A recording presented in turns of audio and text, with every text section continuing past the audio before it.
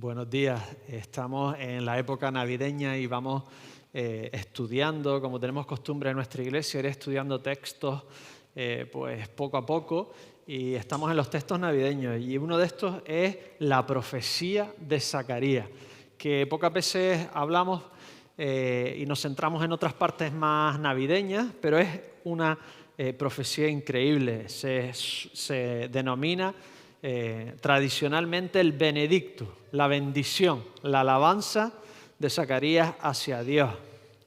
Zacarías no era un hombre cualquiera en la época, era una figura respetada del judaísmo, de la casta sacerdotal, es decir, de la familia de gobernantes que gobernaba en lo que era Judá, en lo que era Israel de su época.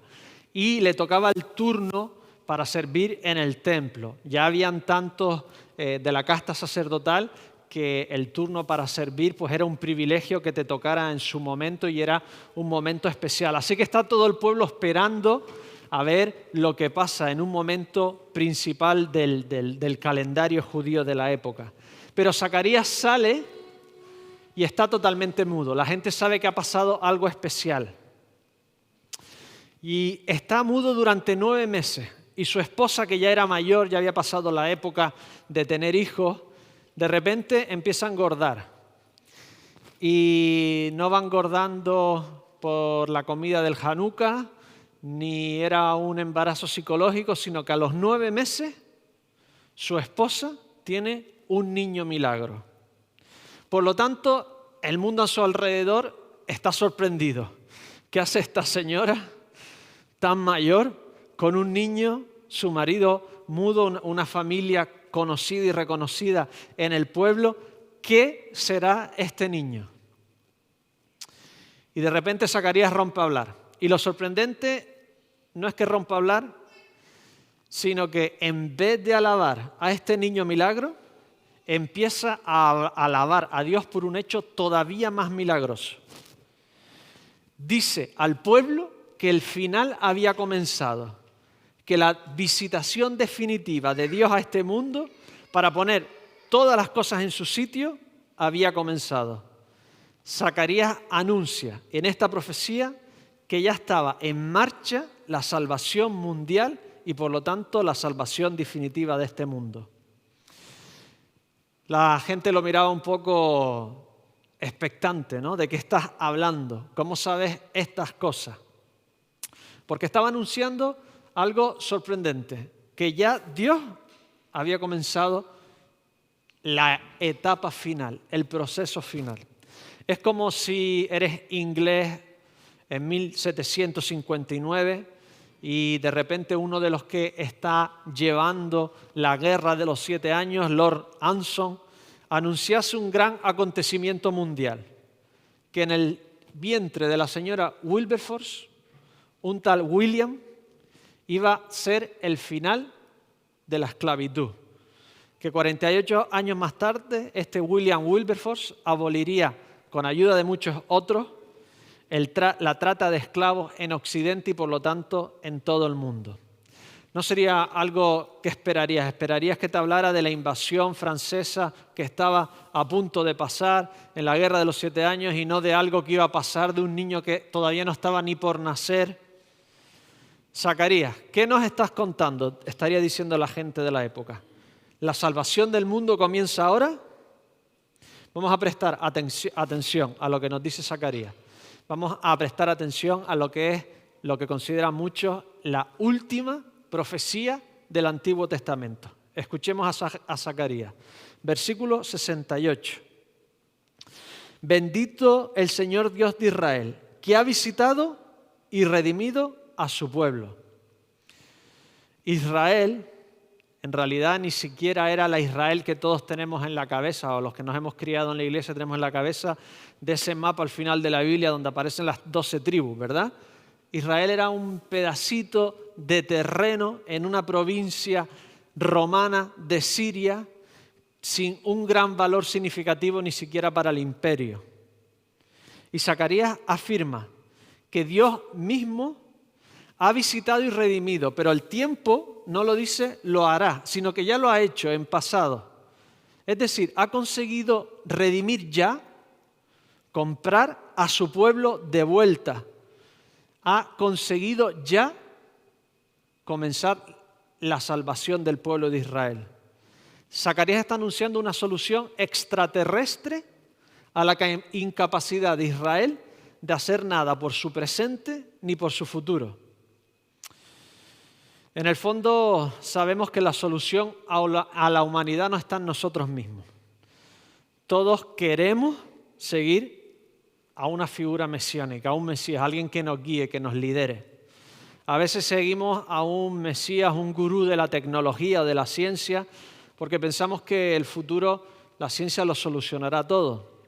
Pero no somos inocentes. Igual que se construyen máquinas ultrasonidos para detectar el cáncer, se construyen bombas. Igual que se construye un exoesqueleto para un parapléjico, se construye para un soldado. Igual que se diseñan vacunas, se diseñan armas químicas. Al final solo estamos construyendo medios más avanzados, más tecnológicos, para conseguir las mismas cosas que hemos querido siempre. Egoísmo, poder y gloria.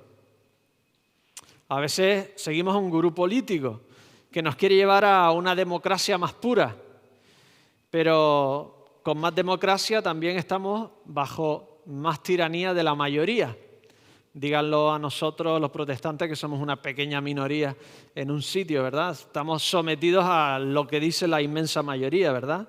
O otro que nos promete un socialismo para ayudar al pobre y al necesitado y nos mete en una especie de neocomunismo.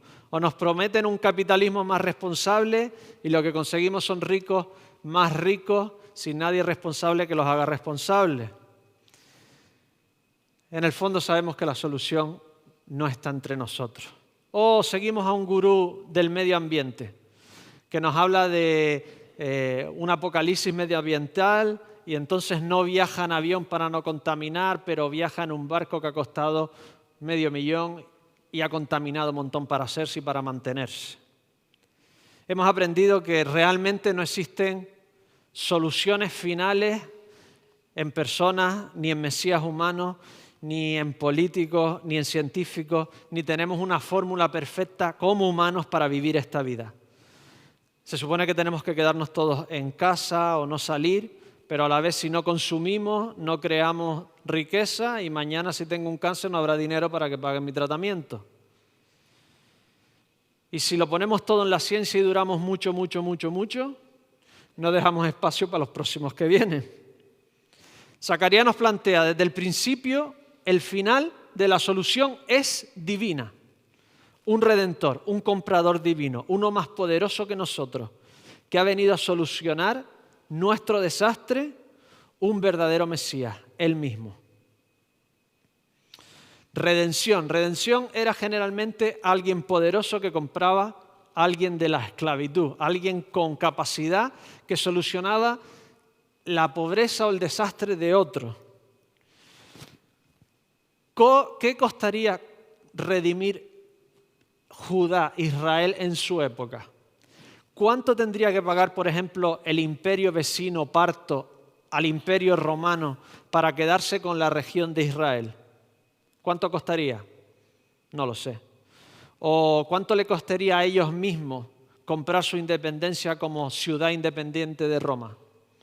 O si van por el camino bélico, ¿cuánta sangre humana, cuántos hijos, hermanos, padres, nietos costaría rebelarse contra la todopoderosa Roma y no caer a la vez en el imperio, bajo el imperio de al lado?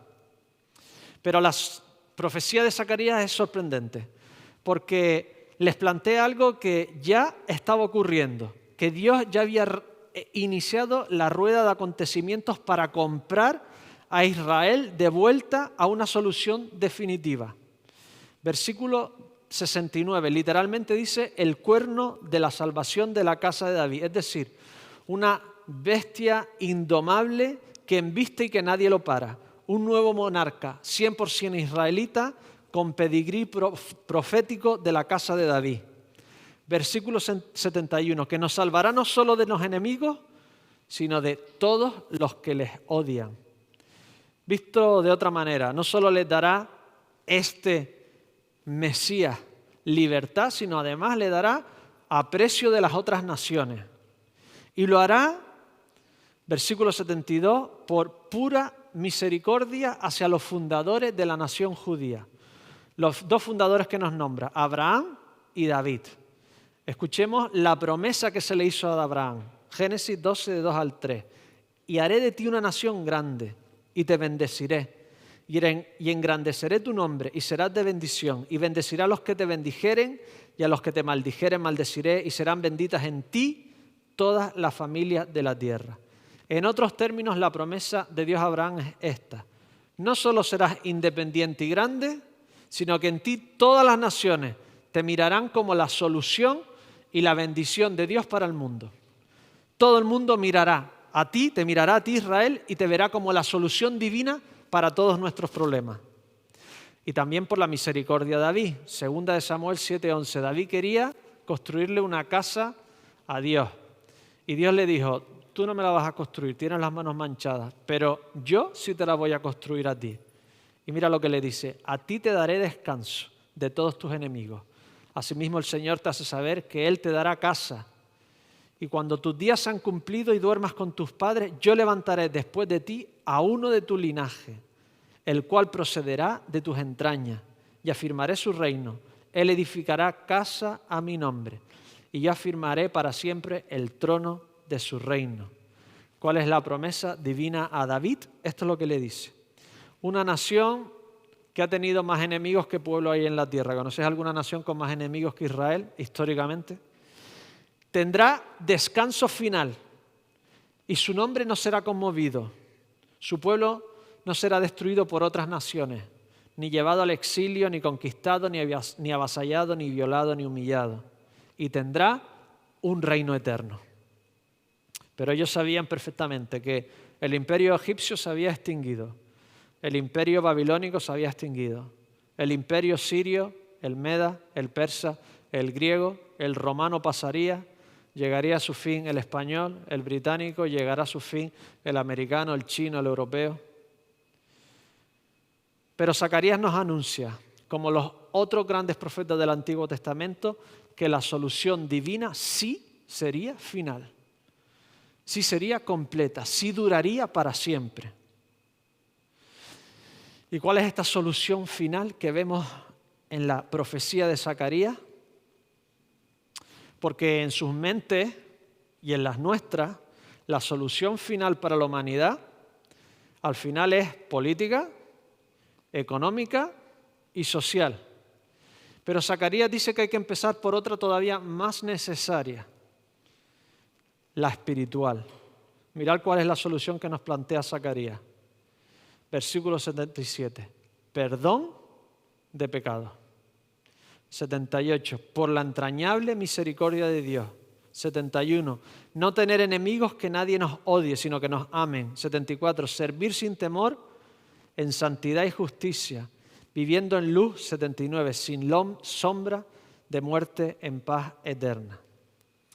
En otras palabras, la paz final de la humanidad, en amor mundial, viviendo en bondad unos con otros y en una sociedad totalmente justa, teniendo el mejor trabajo del mundo, que es vivir, que es servir a Dios, trabajar para Dios, sin temor ninguno. Esta es la promesa de Zacarías para todo el que ama a Dios. Vamos a hacer un paréntesis porque voy a hablar un poquito del trabajo, porque aquí me sorprende un poco que ponga que el final de aquellos que aman a Dios será servirlo sin temor, trabajar para Dios de una forma libre y total. A algunos, si le preguntas cuál sería tu libertad total, te diría, pues yo trabajar para Apple, ser jefe, ¿vale? En Apple, o yo ser jefe en Amazon, yo ser jefe, porque al final eso nos daría independencia, capacidad económica, capacidad de cambio, etcétera, etcétera. El final, Dios nos está diciendo, te voy a dar un trabajo increíble. No es estar siempre en las nubes cantando, vas a tener cosas que hacer. Estamos hechos a la imagen de Dios. Nos gusta producir, crear y relacionarnos. Estamos hechos así. Es lo que vemos que Dios ha hecho con nosotros. Ha creado, ha producido, ha hecho cosas bellas, se ha relacionado con nosotros. Y nuestro cielo será servir al mejor empresario que existe, que es Dios.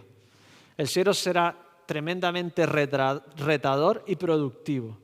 La solución final que tienen en la Biblia no solo es espiritual, es ambas, es física y espiritual. El cielo espiritual no es el final. La Biblia nos promete un cielo nuevo, pero también nos promete una tierra nueva. La Biblia no nos está prometiendo un cielo tipo tecnológico. ¿Habéis visto estas películas en que eres capaz de meter tu cerebro en un ordenador y entonces vivir para siempre en un mundo virtual y tu mente estará ahí guardada? ¿Habéis visto alguna? Hay muchas de estas, ¿no? La verdad es que eso tampoco sería el cielo, porque este mundo se va a acabar, el sol se acaba, el universo se acaba, o sea que tampoco sería eterno. Pero ese no es el cielo que nos está prometiendo Dios, algo espiritual en el que estaremos flotando. Nos está prometiendo que seremos productivos arriba y abajo, en el cielo y en la tierra. Algo curioso. Los trabajos más satisfactorios según US News and World Report, Pay Scale and Care Bliss. ¿Cuáles son los trabajos más satisfactorios que existen? Van variando, uno sube, otro año, otro baja, pero más o menos son lo mismo. Según esto, el primero de todos, ¿cuál es? Me hizo un poco de gracia. ¿Sabéis cuál es el trabajo más satisfactorio? Estamos hablando un poquito más en el mundo anglosajón, ¿no? América, Australia, Estados Unidos, Inglaterra. Presidente, no, mucho estrés. Si tienes mucho estrés, tampoco es el trabajo más satisfactorio. No lo ponías, creo que está hablando de trabajos normales, ¿no?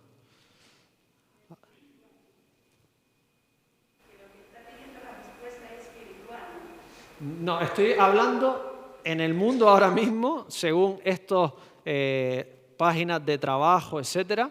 Esto es un artículo, un sitio donde ofrece trabajo, etcétera. Ser padre, ese es el más difícil. Y entre los 1 y los 10 años el más satisfactorio. ¿No? No, toda la vida ser padre es muy satisfactorio, ¿verdad? El primero es los clérigos, los pastores, los curas, los imanes, etcétera, etcétera. Me hizo gracia solo por eso. Dice que cuidar de los demás es lo que más satisfacción tiene. El segundo son los CEOs, los jefes de grandes empresas, producir, manejar, administrar la responsabilidad, pero también a la vez capacidad de cambio, remuneración económica. Tercero, muy curioso, quiropráctico, relación directa con alguien que tiene un problema e inmediatamente recibe algún beneficio, algún alivio. Y esa relación tú a tú personal les trae una gran satisfacción. Cuarto, conservacionistas, cuidar la creación, bosques, parques, etc. Quinto, dentistas, ver sufrir a los demás trae mucho placer. No creo que sea por eso. Creo que es dice que tienen normalmente un ambiente de trabajo muy agradable y buen sueldo. Después vienen bomberos, sanitarios y profesores. Es decir, siempre ayudar a los demás es lo que más satisfacción trae. El cielo del trabajo es un trabajo donde lo que tú haces es beneficio a otros. Ganas dinero, es una forma de sentirte valorado. Tienes relaciones interpersonales significativas con otros, con los clientes y con tus empresas. Te da una buena reputación. Por eso esta encuesta está hecha en Estados Unidos y en el mundo anglosajón, en el que los clérigos tienen buena reputación. Desarrollas una gran pericia, necesitas ser bueno en lo que haces, eres capaz de terminar tareas, no estás demasiado estresante, te sientes satisfecho. ¿Qué nos está diciendo Zacarías aquí hace 2000 años?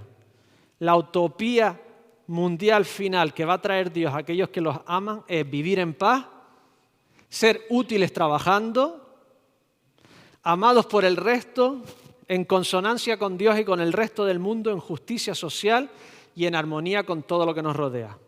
Ese es el final. Ya los judíos hace 2000 años habían soñado con esta solución. Y este es el final que promete a Dios para todo el que le ame. Porque por mucho que avancemos en lo exterior, por mucho que consigamos políticas más justas y economías más repartidas, el exterior nunca llega a filtrarse de todo en el interior. Piénsalo. Piensa en los países más avanzados, en los que tienen más prosperidad económica, mejores políticas y más libertades. En los países más avanzados es donde somos más egoístas, tenemos menos propósito para vivir, más desencantados con nosotros mismos y la sociedad y donde más nos suicidamos. Mientras mejor estamos, peores somos. Así que el Espíritu Santo inspira a Zacarías para decirle que la solución final tiene que empezar por el interior. La solución final es, versículo 77, conocimiento de la salvación de su pueblo, ¿para qué? Para perdón de pecados. De ahí comienza la solución final. La solución final comienza con nuestro problema interior espiritual. Zacarías nos recuerda que necesitamos ser comprados, que necesitamos ser rescatados. Versículo 78, por la entrañable misericordia. Literalmente, esta palabra significa las vísceras superiores, el corazón, los pulmones y el hígado de Dios. Es una forma de decir, por la emoción de Dios, por el amor de Dios, por el cariño que Dios nos tiene, nos quiere rescatar a cada uno de nosotros, nos quiere perdonar nuestros pecados. Dios se siente tan emocionalmente unido a nosotros, apenado por nosotros, nos ama tanto que baja Él mismo para comprar por precio de su propia vida nuestra esclavitud del pecado, nuestra esclavitud de nosotros mismos, que sabemos que somos nuestro gran problema. Zacarías dice que es Dios mismo el que lo hace. Versículo 68, dice, bendito el Señor Dios de Israel. Aunque sea la pregunta fácil, contestadme. ¿Quién es el Señor, según este versículo? ¿Quién es el Señor? El Dios de Israel. ¿Vale? Demasiado fácil para contestarme, ya lo sé. 76. Y tú, niño, o sea, su hijo que va a nacer, será profeta del Altísimo, de Dios, y será llamado porque irá delante de la presencia del Señor. Juan el Bautista fue delante de Jesús. Jesús es el Altísimo que tiene la presencia del Señor. ¿Y el Señor quién era? El Dios de Israel. Zacarías ya está diciendo, les está adelantando algo increíble, que nadie hubiese pensado en ninguna época, que Dios mismo se hacía hombre para salvarnos y rescatarnos. Y conseguirá al final lo que le prometió a Abraham y a David. Paz en la tierra, bendición y un reinado eterno. Y para conseguir esta parte exterior, como digo, Dios tiene que bajar a esta tierra y solucionar nuestro interior, para solucionar ambos, nuestro interior y nuestro exterior. Así que Jesús viene y le traen una camilla de un paralítico y Él le dice, tus pecados son perdonados. Lucas 5:21. Y los fariseos chirrían los dientes porque ¿quién puede perdonar pecados sino solo Dios? Y viene una mujer pecadora a un banquete y unge sus pies con perfume y con lágrimas y dice que le perdona sus muchos pecados, Lucas 7:47, y proclama su salvación, Lucas 7:50. Y Simón y sus compañeros de trabajo se tiran de los pelos porque ¿quién puede perdonar pecados? Solo Dios. Así que Dios viene en Jesús para perdonar nuestros pecados. Viene como rey sin espada, con una política de bondad y liberación, con una estrategia de no violencia, con una política de extensión mundial, con un ejército armado, con un mensaje. El mismo mensaje que llevaba Pablo y que cambió todo el mundo. Hechos 13:38. Sabed pues esto, varones hermanos, que por medio de él se os anuncia perdón de pecados. ¿Cuál es la gran liberación? ¿Cuál es la gran redención? ¿Sabes el poder sanador que tiene en tu vida y en la mía? Saber que todo lo malo que he hecho y todo lo bueno que no he hecho será perdonado ahora y para siempre, un perdón real y cósmico por toda la historia del universo. Piénsalo y disfrútalo. Perdón total. Piénsalo y disfruta. En ningún otro encontrarás perdón absoluto.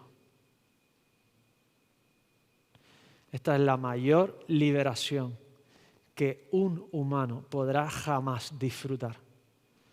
El perdón de todos sus pecados.